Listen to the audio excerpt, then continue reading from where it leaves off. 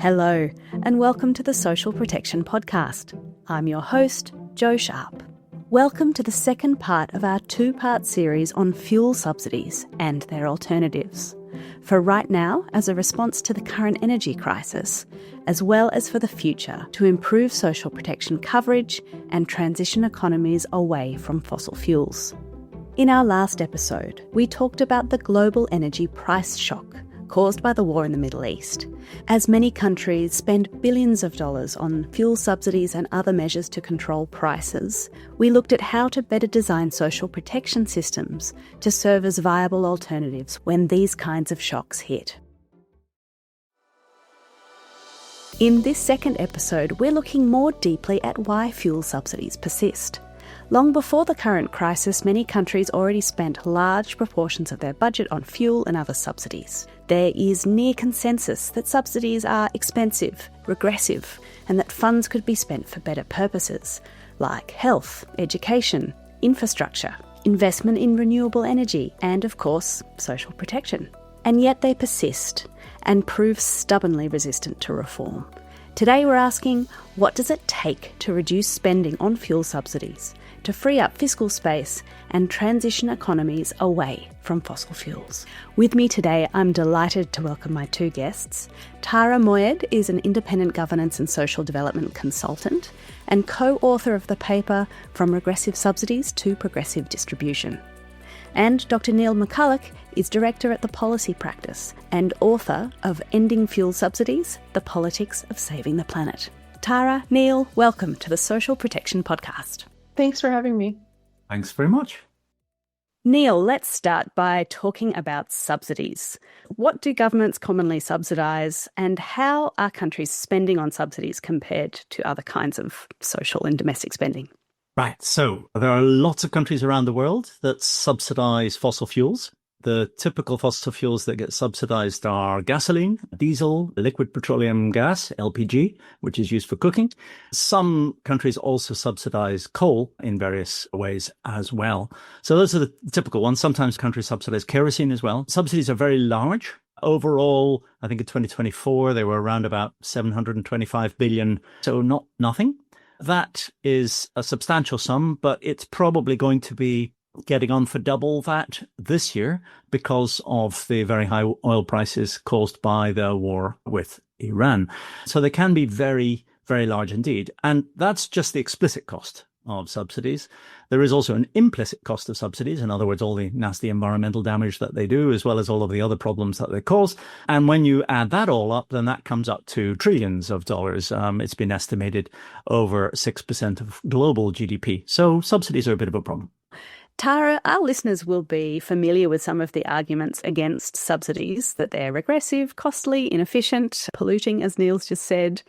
But could I start by asking you to set out that case?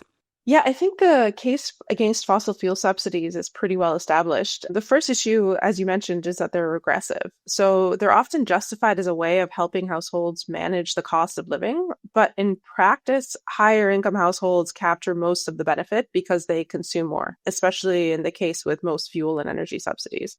For example, in Iran, UNEP estimated that the gasoline subsidy going to the highest income decile was 78 times more than what was going to the poorest 10%. In Indonesia, half the petroleum subsidies were going to the richest 20% of the population. Similarly, in the Dominican Republic, before their electricity subsidy reform, the richest 10% benefited 17 times more than the poorest. The second issue is fiscal. So these subsidies can absorb a really large share of the public resources. So governments may be spending heavily in the name of protecting households, but much of that spending is going to the people who need it the least. So that also means less fiscal space for health, education, infrastructure, etc. And the third issue is, as you mentioned, the low fossil fuel prices encourage overconsumption and overall reduce incentive for energy efficiency and make it harder to shift investments toward more cleaner alternatives. Neil, all of this is true and, as Tara says, well established. So why are fuel subsidies in particular still so common and still so popular? I mean, the reason they're so common is because they are so popular. People like getting cheap fuel, and so getting rid of them is really hard. Most governments are fully aware of the big fiscal costs of them. Most of them are aware that most of the benefits go to the better off. Most of them are aware of the environmental damage that they cause. But they are also aware that when you suddenly jump the price of fuel, you end up with significant political problems. So they do their best to avoid doing that if they possibly can. Kick the can down the road, put off as much as they possibly can any adjustment in fuel prices, which would reduce the subsidies. And if they have to do it, they tend to want to try and do it in a one-off way to bump the price and have the protest and then recover from it. But broadly speaking, a lot of governments feel stuck with fossil fuel subsidies because they are so popular. Tara, we're going to mostly focus on fossil fuel subsidies in this discussion, but I did want to take a moment to talk about other kinds of subsidies, and particularly food. Food staples are often subsidised, and we're seeing that in the current crisis as well. Are the two things equally problematic, or are there slightly different calculations when it comes to food versus fuel?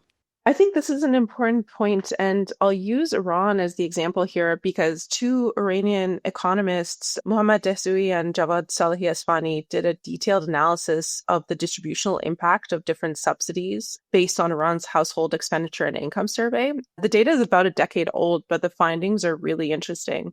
And the data shows that gasoline is a very regressive subsidy. Richer households consume much more of it.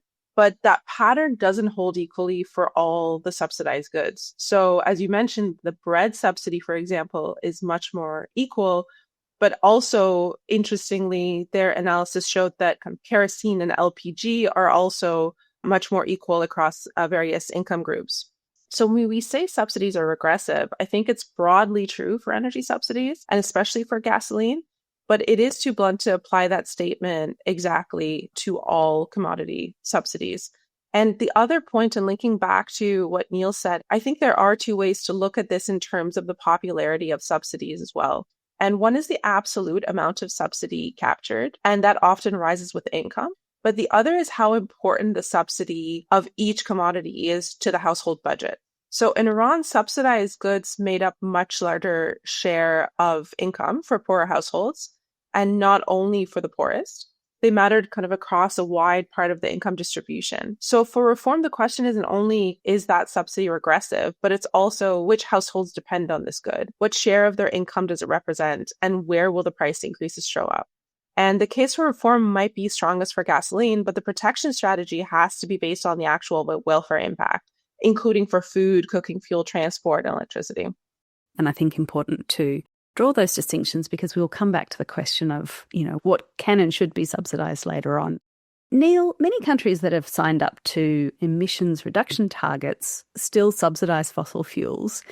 Are those policies just fundamentally contradictory?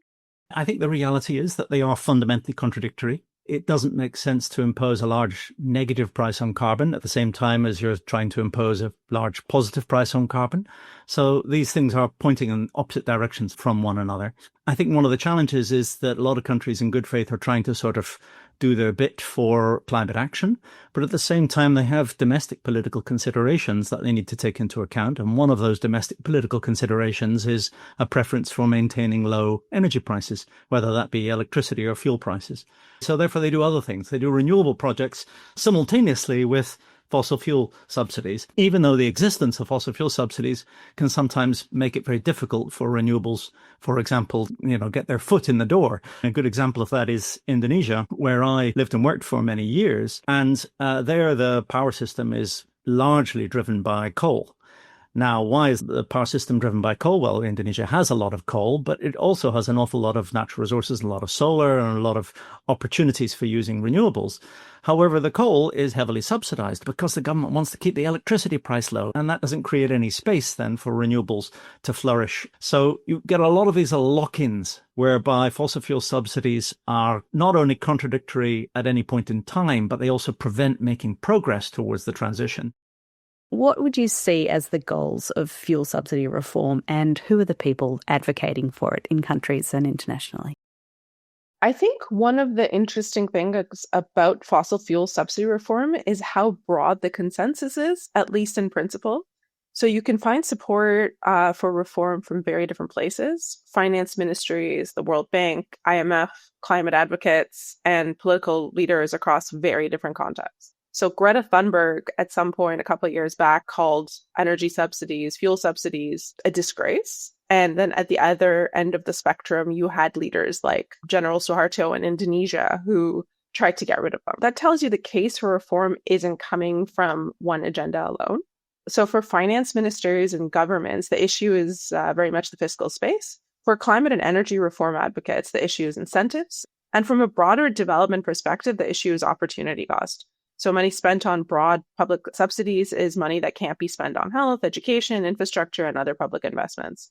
So I would say the strongest case is not just remove subsidies to save money. It's move public spending away from regressive and polluting subsidy towards uses that are more productive and more equitable and less harmful to the environment. I totally agree with what you say, Tara. But the key words in your initial sentence were everybody agrees, at least in principle.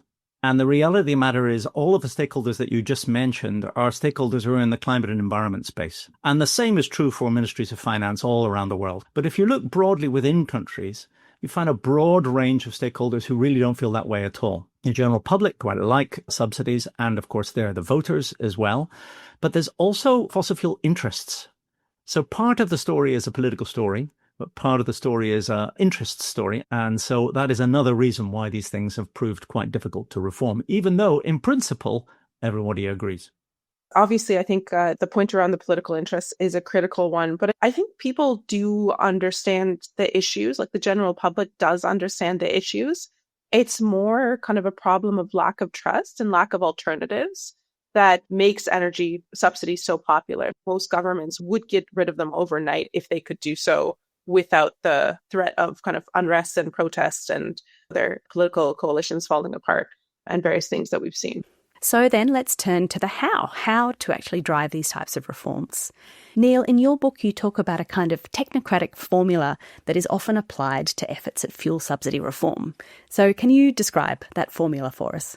Sure. So I used to work for the World Bank. The classic work on this is by Jon Rentschler and other colleagues in the World Bank almost a decade or so ago. And they came up with a very sensible technical approach to tackling fossil fuel subsidies. Number one, you figure out what the subsidies are, and that means you need to do a sort of inventory of subsidies. You need to figure out how the subsidies actually work. You need to know how big they are. That's a nice piece of technical analysis. The World Bank usually works together with the Ministry of Finance and does that in many countries around the world. Then you need some sort of compensatory mechanism. If you're going to do a subsidy reform, some people are going to get hurt. Therefore, you need to have a social protection mechanism for those people. Very often that takes the form of cash transfers of some kind or another, either unconditional or conditional. So you need to build that program if it doesn't already exist, or you need to tailor that program to deal with the particular shock that you're about to impose on everyone when you do the subsidy reform. There may well also be other complementary policies you want to introduce at the same time: infrastructure, health, education, and so forth. Then once you've got that all in place, then you do a big communications campaign. You explain to everybody it's absolutely essential that we do this. This is why it's essential that we do this. And then you do it. And you do it. Of course, you get a lot of pushback. But nonetheless, if you roll out your successful social protection program at the same time, then the hope is at least that people will accept it and the people who need to get compensated and life moves on. So that is the technical approach. Absolutely nothing wrong with that technical approach. The challenge with that technical approach is that it doesn't always really take into account the underlying political motivations and political challenges associated with doing reform. So whilst it's a great idea in theory, it doesn't always work in every context. Tara, as we've just heard, cash transfers and compensatory measures are often really key feature of this kind of trajectory, of this formula. One of the findings in your paper is that cash in hand matters more than promises. Why do you think the timing of compensation is so important? I think timing matters because subsidy reform creates an immediate loss. So if compensation comes later, households are being asked to absorb the shock first and trust that the government will make them whole afterward. This is difficult for two reasons. So first is that people might simply need the money at the moment prices rise because poor and near poor households don't always have the savings to smooth out that shock. And second, particularly in low trust settings, people might not believe that the compensation will eventually come or that it will be distributed fairly. So Iran gives a really useful contrast here because there are two reform attempts in the same country with really different outcomes. In 2010, the government introduced one of the largest subsidy removals of any country ever on a wide array of goods, including gasoline, diesel, natural gas, and bread. But before the price increase took effect, it deposited 2 months of cash transfers into people's bank accounts, but essentially put a hold on that money. So people could see the money in their accounts before the reform happened, but they could only withdraw it once the prices changed. And that made the compensation credible because people could see the funds already there. But then in contrast, in 2019, the sequence was almost reverse, where the Iranian government increased fuel prices really suddenly and with very little advance communication, and the compensation was announced after the fact. And people were unclear about who would receive the compensation, how the eligibility would be decided, and when the support would even come. And that resulted in mass protests, among the largest Iran had seen since the revolution, and the reversal of the subsidy reforms in 2019. That's interesting. Why do you think the approach was so different the second time around, especially if the first time was successful? One thing that is really interesting among Iranians you speak to, particularly like middle class and higher income Iranians, is the 2010 reform. What people will remember is actually the benefits the government gave at that time, the cash transfers. And they do blame a lot of the inflationary effects on the economy in Iran on the cash transfers. So even though they were popular in the sense that they made the reforms stick and were extremely successful, because of the unique economic situation caused by the sanctions in Iran and the massive issues around inflation that the country is struggling with, overall cash handouts are seen very negatively among some circles, because they are seen to have contributed to that inflation, even though that's not the case at all. And there was actually kind of a net budget saving from the removal of subsidies and the transition to this broad-based cash transfer that they had. I think when governments are able to, it's really clear that if they're able to make a plan to provide the cash in advance of the reform, it makes a huge difference, is generally what we found across the board. Tara, staying with you just for a little bit longer, you talked about the middle class in your answer before.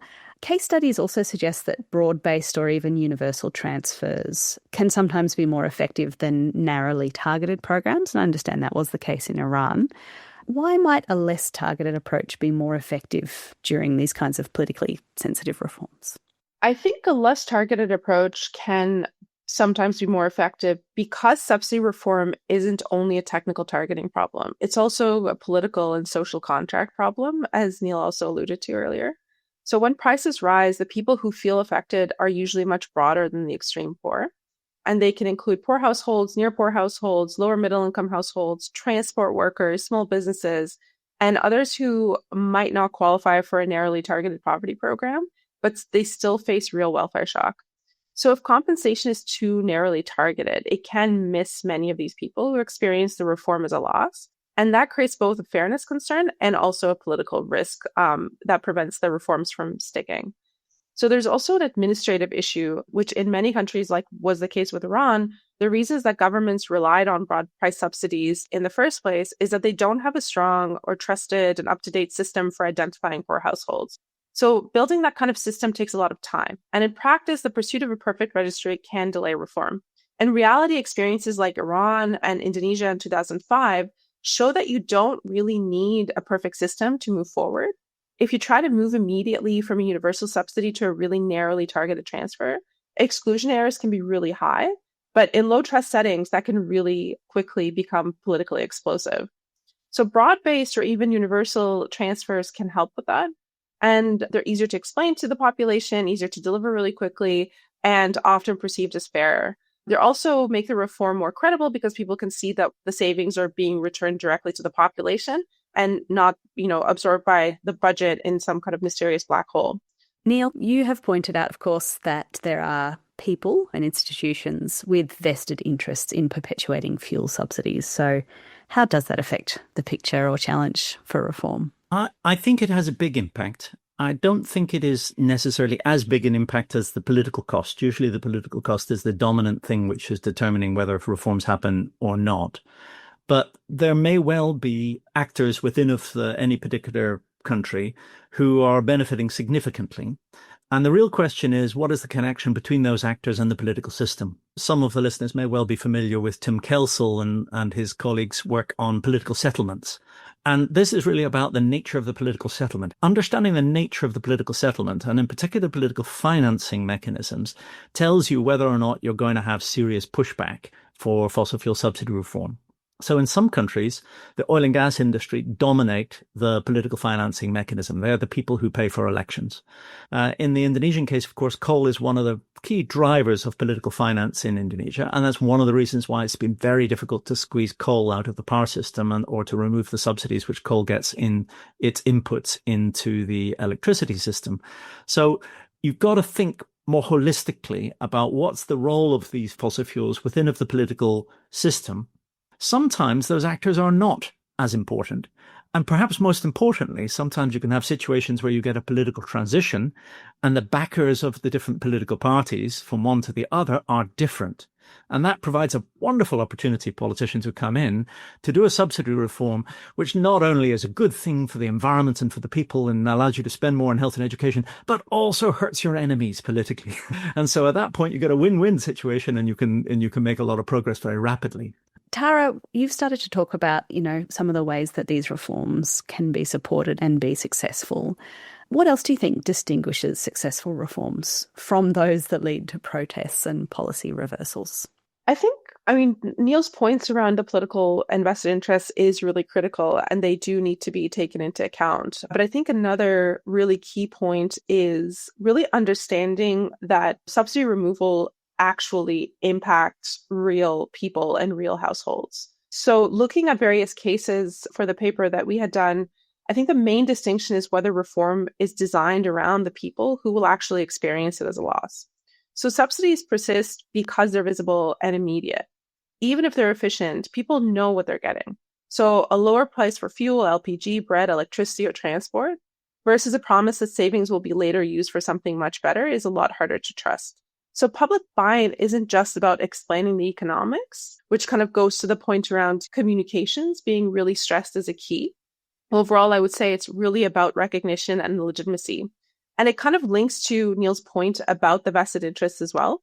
So in the Dominican Republic, there was a really interesting case with the LPG subsidy removal. When they were about to remove the LPG subsidy, they realized the largest interest group that would be impacted wasn't only the poor households who were buying it for cooking fuel, but it also affected taxi drivers, especially these shared taxis that people used in urban areas, which was also often used by lower income households. And the drivers were also generally lower income households, but not the poorest. So when they were doing the reform, they actually included a very targeted support for these taxi drivers because that was one of the places where the price increase would really be felt. So the government gave taxi drivers a much higher transfer that amounted to the price difference of 90 gallons of LPG per month, which kind of to help mitigate the shock specifically to that target group.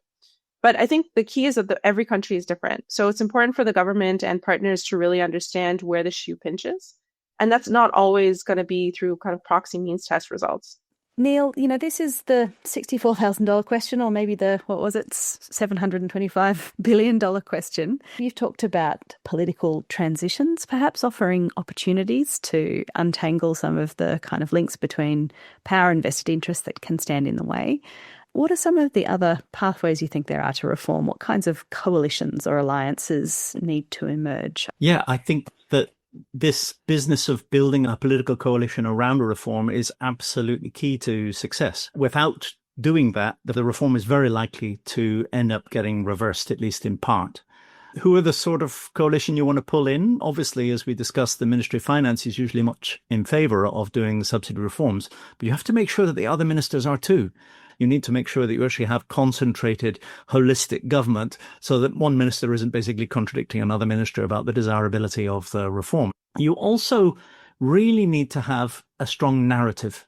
Unfortunately, the narrative which is so frequently proposed by the international community, by the development partners and so forth, is this is a good thing to do. We're going to do something that hurts, but don't worry, we'll give you some cash. That is a disastrously bad political narrative. You need to have a compelling political narrative to actually make this something that you can sell. there are two options there. One is to say, we've got no other choice. Nasty foreigners have forced this upon us. That has been the narrative during the current crisis. An awful lot of world leaders quite reasonably have said, listen, this is really out of my control, but this has increased the prices of fuel, and so therefore we're going to have to pass some of that on. But it's not a great narrative because, frankly, it basically says we're vulnerable and there's nothing very much we can do to protect you, which is not really the look that most governments want to portray. The second one, which is a much more effective narrative, is to offer something good in return. So Tara made the excellent point that if you do a serious fossil fuel subsidy reform, you release resources, and those resources can be spent with better healthcare and better education and better infrastructure and all sorts of other things. The real challenge is that people don't really believe that they're going to get them. However, if you keep on selling that message, then people will start to believe it. So when Jokowi, at that time the candidate for president, was on the campaign trail, he would have two little cards in his top pocket, and he would say, "I'm going to do a fossil fuel subsidy reform. It's going to be painful, but I'm going to give you kartu sahat, kartu pintar, a health card, education card. I am going to give you something which you really need and which is going to be far more valuable than what you're going to lose by paying a little bit more for fuel." And that went down like a storm, and he won with a landslide. And what is attractive will be different in different contexts. I think the international community are desperate, particularly the climate-oriented community, are desperate to say, oh, well, we should use the money for renewable energy. But honestly, many politicians, particularly in the global south, renewable energy is not a big sell. That isn't what people are clamoring for. So making sure that people can tailor their message to something that is actually politically resonant so that they've got an offer that actually is attractive. The third thing, which I think is absolutely essential, is to be careful about timing. Quite often, fossil fuel subsidy reforms are done at times of fiscal crisis, which are not at a time which are chosen by the ruling elite at the time, and very often they end up having a huge negative backlash against them. The best time to do a fossil fuel subsidy reform, particularly if it's a large one, is right at the beginning of your term, where you have the maximum amount of political capital. A perfect example of that was the recent reforms in Nigeria when Bola Tinubu came in as president.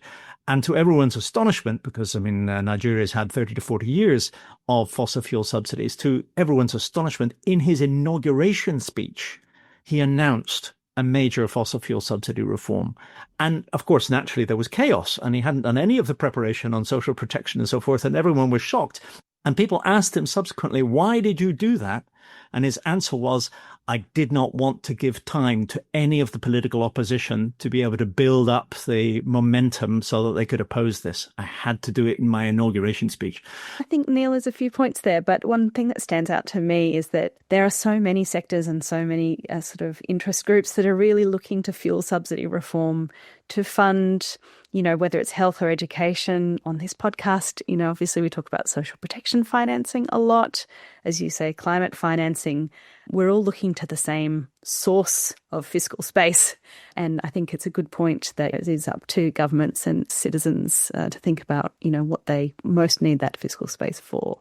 Also to that point about trying to do reforms during times of fiscal crisis, Tara, in the last episode of this podcast, we looked at how increased subsidies have been prominent responses to the energy price shock caused by conflict in the Middle East and the war in Iran. What's happening now, of course, is an externally driven price shock, whereas what we're talking about in this episode are the politics of long-term fuel reform. So they're distinct sets of challenges. Nevertheless, I'm interested in whether you think there are lessons from your work on the long-term reform for the context today. I think Neil's point was really critical, which is that, the times when you're having a fiscal crisis or economic crisis is not the time to push through a reform. I think the lessons are also that subsidy reform is generally much harder when prices are really high, obviously, and if households are already struggling. And further price increases without any credible protection can be socially and politically destabilizing. The second point is I think that fuel prices affect households through more than just direct fuel consumption. So they pass through into food prices, transport costs, electricity, and livelihoods, which is what we're seeing right now.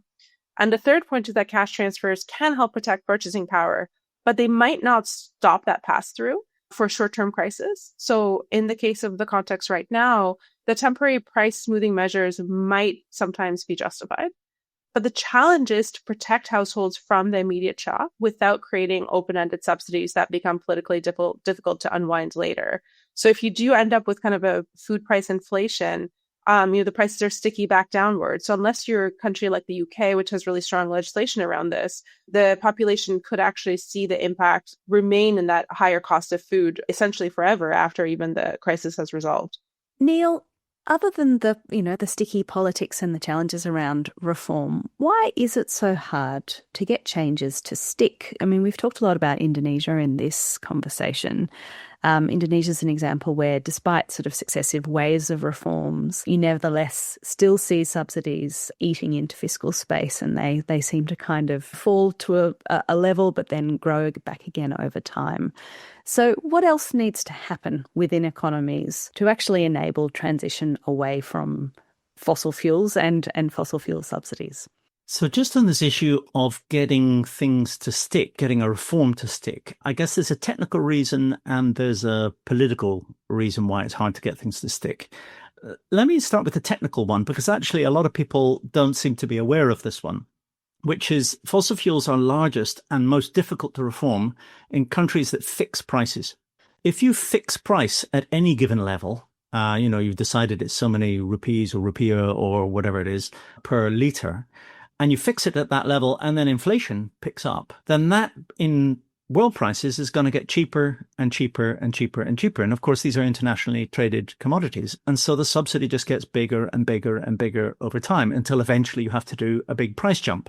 So one of the key problems is that the countries which struggle most with this are the ones that fix prices in a discretionary sort of way.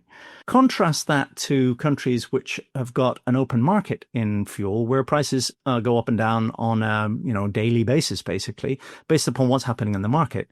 That is true in most relatively well-off countries. You have a reasonably open and liberal market.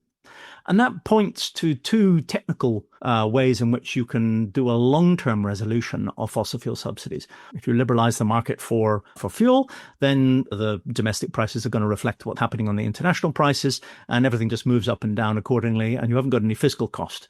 But of course, people hate that, and they particularly hate that whenever they've been used to a fixed price regime. Even moving prices on a relatively regular basis is unpopular. So moving on a daily basis, extremely unpopular. The second option is to use a formula. That is to say, you have a little template and you work out, okay, what was the price last month of oil in the world market, and then what are all the distribution costs, and therefore what should the price be at the pump? And then let's say every month you use that formula to determine what the price is. This is, for example, what Zambia did. So Zambia had very large fossil fuel subsidies under the previous administration up until 2021. When the new government came in, it said we have to deal with this fiscal disaster that we're facing, and therefore we will introduce this template mechanism. And faithfully, every month since, they have adjusted the price, even against great political opposition, using the template in order to try and reflect what's happening on world prices. Now, they have also adjusted taxes and so forth in order to try and minimize and cushion the latest shock. But nonetheless, they have stuck to their formula, and it's freed up a whole pile of fiscal resources to do all sorts of other things. Free secondary school education, for example, was the one which was emphasized in the Zambian context. The political challenge with things sticking is that if you get the timing wrong, or if you get the narrative wrong and you do get a big political backlash, then things will unravel. And there's actually been some excellent work done on this, and it's quite depressing work because it shows that most fossil fuel subsidy reforms actually unravel within a year of having been done in the first place. And the vast majority of them unravel within 5 years. Tara mentioned the fascinating reforms which were done in the 2010s in Iran. But of course, by the time we got up to the latter part of the 2010s and the early 2020s, we were back up to the same huge levels of subsidy. Again, part of that was because of fixed prices and inflation, which just keeps on inflating the gap. And part of that was because of the political backlash associated with the 2019 reforms. The best way, in my view, to get these things to stick is to have a strong, positive political offer. Now, one way of achieving that is to try and invest in renewables and so forth to reduce long-term energy costs. That might not be the immediate thing that everyone wants to vote for, but that is a way of lowering your long-term energy costs. So it's about changing the energy system. But that, in a sense, is a slightly different conversation from the one about how to do fossil fuel subsidy reform, where you might need a much shorter-term offer to be able to give to voters in order to be able to buy them into a successful reform. So, Neil, subsidies are also going to be part of the energy transition, aren't they? Just thinking even domestically or at household level, many countries subsidise renewable technologies like solar panels and electric vehicles to encourage adoption. Maybe they're subsidising renewable energy players to get them into the market. When do subsidies make sense? I need an economist to explain this to me, Neil. Go ahead. This is a really important point. Subsidies sometimes do make sense. Not all subsidies are bad. The whole point of subsidies is to deal with a distortion of some kind or another, or an unfairness of some kind or another. So in other words, they're either used for distributional purposes, for which they are spectacularly bad, as Tara pointed out. They tend to benefit the much better off. But they also can be used to try and stimulate something which would not perhaps otherwise have happened, or wouldn't have happened at the speed that you hoped that it should. And the classic example of that is renewables. So all relatively wealthy countries have used renewable subsidies to try and kickstart the renewable revolution, sometimes with phenomenal success. So, I'm sitting here in the UK, and the UK has built up an offshore wind industry, which is absolutely extraordinary. Going from virtually nothing 20 or 30 years ago to this huge industry now that now can supply 40, 50% of the UK's electricity sometimes. And why did that happen? It all happened because they introduced a thing called contract for difference. It basically says you get a subsidy if the price falls too low. And that gave confidence to all of the wind energy companies to go and invest billions of pounds into wind turbines in the North Sea and built up a whole industry. And the consequence of that was that prices fell. And so now you find wind energy is the cheapest form of energy. Wind energy and solar compete with one another as being the cheapest forms of energy anywhere in the world now. Tara, just finally, on this program, we've talked a lot about the role that social protection can play to support various aspects of the kind of just transition, compensating people from the price effects perhaps of moving away from fossil fuels, or helping people to move out of employment in carbon-intensive industries into other sectors, all of those sorts of things. Where do you see the challenges and opportunities? I think social protection has a really important role in the just transition. The opportunity is that social protection can make transitions more socially and politically feasible. If people are facing higher energy prices, job losses, livelihood disruption, or climate shocks, social protections can help cushion those losses and prevent households from being pushed into poverty. But just transition is also about people and places, not just sectors and countries. And we have seen it in high-income countries too. In parts of the UK, the decline in coal mining was not only a labor market shock, but it also affected whole communities, local identity, family income, and the opportunities available to the next generation. So that's a risk when transition is experienced as abandonment by people.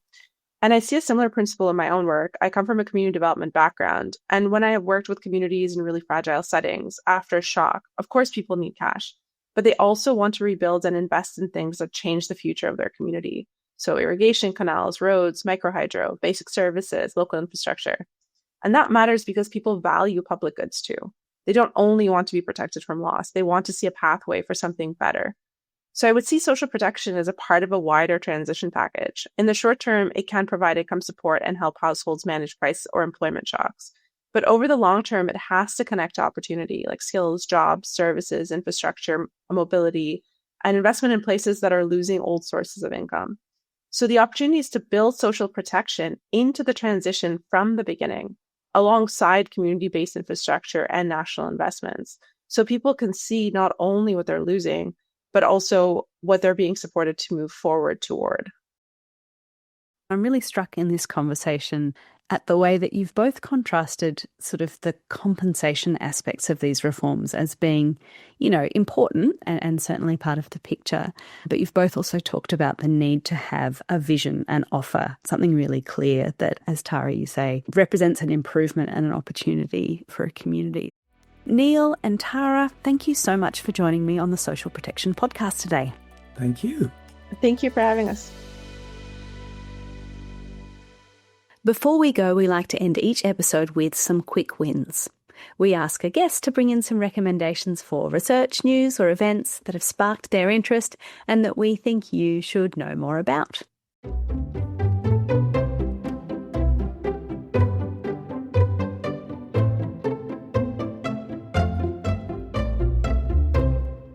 Joining us for Quick Wins today is Sean Ball, Program Manager for Agricultural and Agro-Industrial Development at the Caribbean Community, or CARICOM, Secretariat. Sean, welcome to the Social Protection Podcast. Thank you. I'm happy to be here. Thank you for inviting me. So in the last episode we put to air for this podcast, we were looking at the effects of conflict in the Middle East on global fuel and food prices. And something that sparked our interest recently is a paper from WFP, FAO and CARICOM that focuses in on one region, your region, the Caribbean. And it looks at the compounding effect of the war, which was the subject of that earlier episode, with projected climate and weather events. So that's really bringing that idea of compounding crises into focus. And specifically, your paper talks about the dry spell that would come with an El Niño weather system. I think since that paper was published a few months ago, forecasts are indicating that El Niño is strengthening, with some forecasts suggesting that this El Niño could be one of the strongest ever recorded. So what are the predictions of the combined impacts of the price shock and disruption to supply chains with low rainfall and drought in the Caribbean?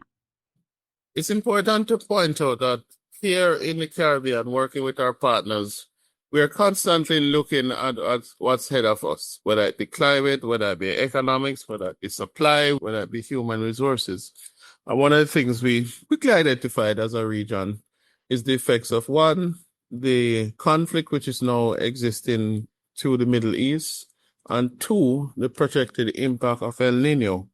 And given who we are in the Caribbean, we are very import dependent, with over 80% of our territories import in excess of 70% of the food that they consume.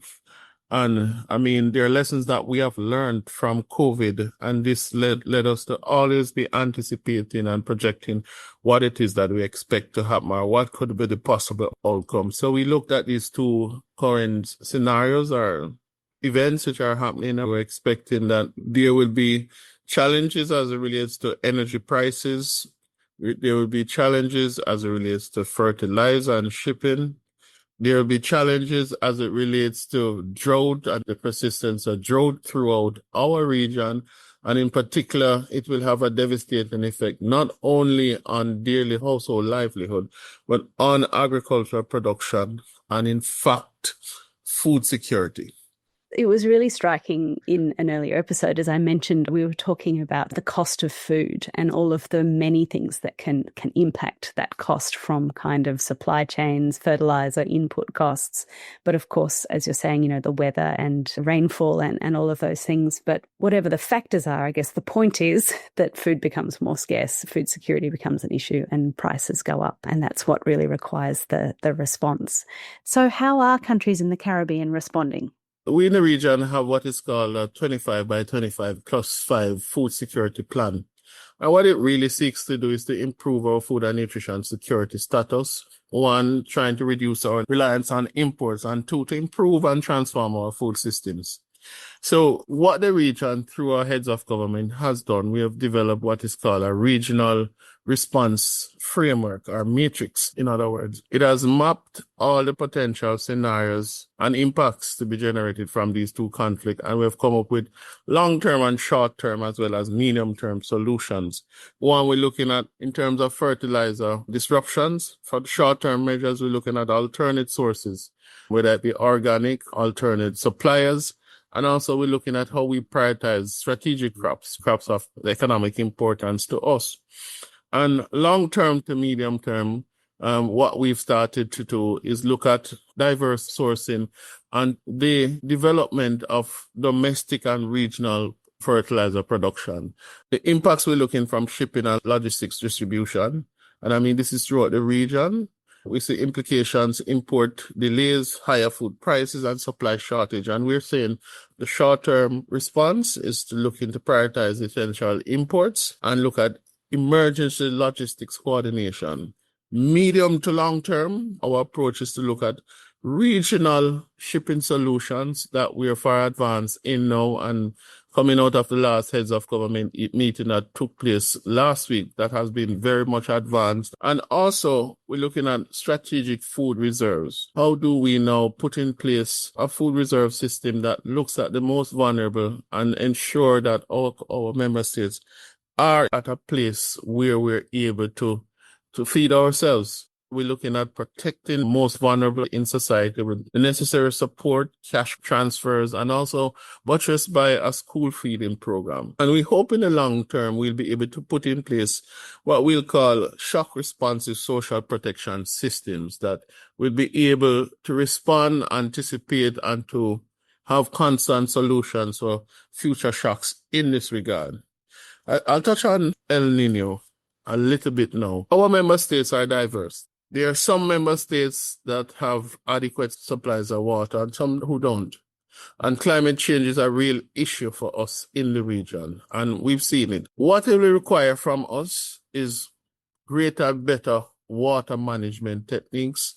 It will require us implementing climate-smart solutions that will be able to respond to the outcomes and effects of the El Nino and put our food system in a position that it will not be significantly affected, but we mitigate some of the outcomes that will happen from El Nino. And we're now seeing the high temperatures across the region. I mean, as you said before, the evidence is now before us, and we're seeing it, we're experiencing it, and we're now actively trying to put measures in place to treat with it.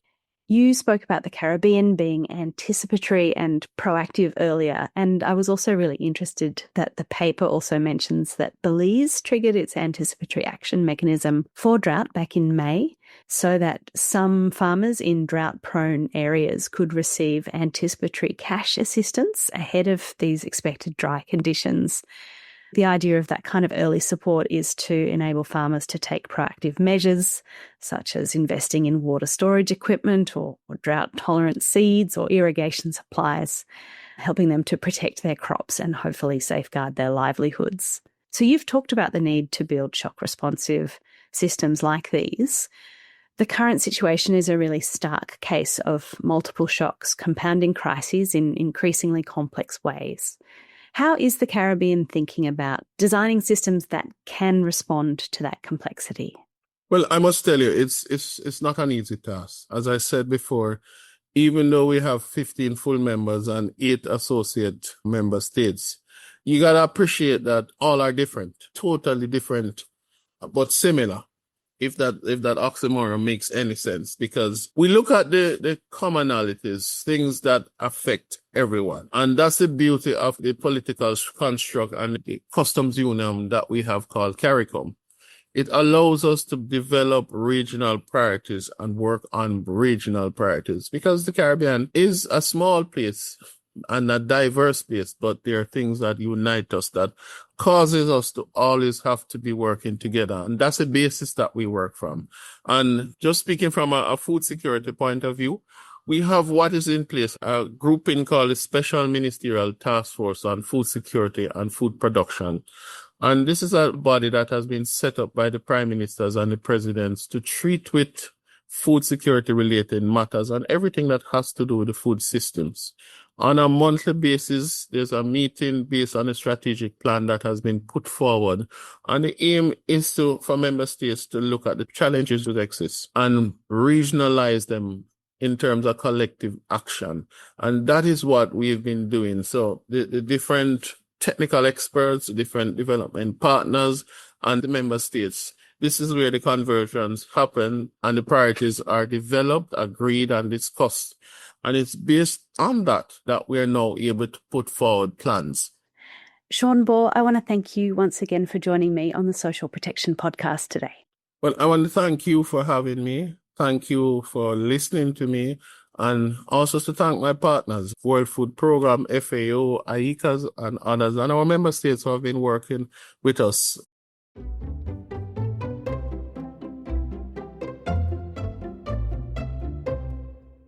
And as always, thank you for listening to the Social Protection Podcast.